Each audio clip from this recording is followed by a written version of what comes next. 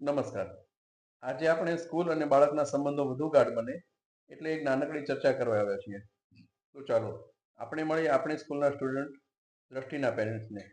તો હાર્દિકભાઈ, આજે મારે તમને થોડા સવાલ પૂછવાના છે, જેના જવાબ થકી બાળકના વિકાસમાં શું અમે આગળ વધુ કાર્ય કરી શકીએ તેનું અમને માર્ગદર્શન મળે. પહેલું, ફોસ્ટર કિડ સ્કૂલમાં આપના બાળકના એડમિશનના નિર્ણય લીધા બાદ તમે સ્કૂલથી કેટલા સંતોષ અનુભવો છો? ઘણા ખરા સંતોષ છે. સ્કૂલ તરફથી કરવામાં આવતી તમામ એક્ટિવિટી વિશે તમારો શું મંતવ્ય છે? બધી એક્ટિવિટી સરસ છે. દરેક એક્ટિવિટી બાળકને ફાયદાકારક હોય છે. બધી ફાયદાકારક, એના જ્ઞાન, માઇન્ડ ઉપર બધી સરસ અસર પડે છે. એનાથી ઘરમાં જે કંઈ બાળક રહેતું હોય, જે શીખતું હોય, એનાથી કંઈ તમને ઇમ્પ્લિમેન્ટ દેખાતું હોય?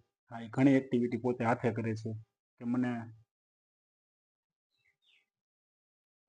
સ્કૂલ તરફથી થતી એક્ટિવિટીમાં તમારા બાળકમાં તમને શું પ્રોગ્રેસ દેખાય છે? ઘણો ખરો એને પોતાની વર્કિંગ પોતે પોતાનું ડિસિપ્લિન બધી રીતે પોતાની રીતે શીખી છે. ઓકે. સ્કૂલ સ્ટાફ અને મેનેજમેન્ટના વર્તન અને બાળકો પ્રત્યેની ટીમની સજાગતા વિશે તમને સ્કૂલમાંથી 10માંથી કેટલા માર્ક આપવાનું પસંદ કરશો? 10 માંથી 10. એડમિશન પહેલા અને અત્યારના ગાળા દરમિયાન તમને કોઈ બીજો મેજર નોંધની ફેરફાર જણાય છે? ઘણો ખરો. બાળકની અંદર ઘરે આવીને જે ઇમ્પ્લિમેન્ટ થતું હોય કે ઘરે આવીને બી કંઈ વર્ક કરતું હોય બાળક? હા, ઘણો ખરો વર્ક કરે છે. બીજું કોઈ તમારું કોઈ સ્કૂલ તરફથી સજેશન હોય, સ્પેશિયલી તમારા બાળકના વિકાસ માટે તમને કંઈક લાગતું હોય કે મારે કહેવા જેવું છે, તેવું એક વાક્ય તમે કોઈ પણ એક આપો, સજેશન આપો. નહીં, અત્યારે તો બધું સરસ છે. અત્યારે તો આપણે ઇમ્પ્લિમેન્ટ જે પોતાની રીતે કરે છે એક્ટિવિટી તે બધી સરસ જ હોય છે. બરાબર. ટૂંકમાં ટીમ દ્વારા મહેનત લઈને તમામ કાર્ય કરવામાં આવે છે, તેનો અભિપ્રાય તમારો પોઝિટિવ છે. ને પોઝિટિવ સરસ છે.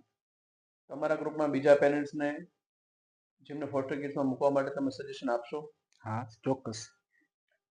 મિત્રો, એડમિશન ઓપન છે. બાળક સાથે એકવાર અવશ્ય મુલાકાત લો એવું અમારું ભાવભર્યું આમંત્રણ છે. આભાર.